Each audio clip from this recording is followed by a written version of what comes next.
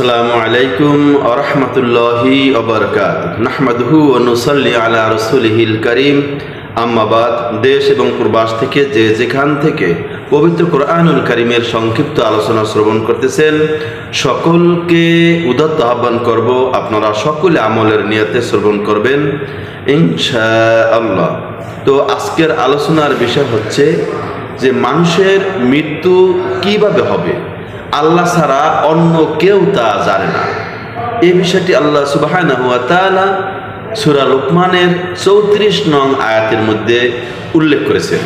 এখানে 5টি বিষয়ের উপরে আল্লাহ তাআলা উল্লেখ করেছেন যে এই জ্ঞান কেবলমাত্র আল্লাহ রাব্বুল আলামিনের কাছেই রয়েছে, যা কোনো পয়গম্বরগণ অবগত নন এবং পৃথিবীর কোনো মানুষ তা জানে না।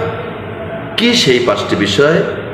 আল্লাহ রাব্বুল আলামিন বলেন, ইন্নাল্লাহা ইনদাহু ইলমুস সাআহ, নিশ্চয়ই আল্লাহর নিকট কিয়ামতের জ্ঞান রয়েছে। ওয়া ইউনাজ্জিলুল গায়সা ওয়া ইয়ালামু মা ফিল আরহাম, আর তিনি বৃষ্টি বর্ষণ করেন এবং মায়ের গর্ভে যা আছে তা তিনি জানেন। ওয়ামা তাদরি নাফসুম মাযা তাকসিবু গাদা, আর কেউ জানে না আগামীকাল সে কি অর্জন করবে।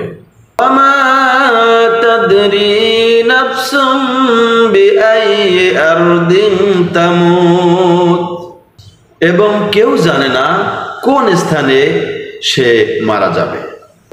ইন্নাল্লাহা আলিমুন খাবীর, নিশ্চয় আল্লাহ সর্বজ্ঞ সম্যক অবহিত।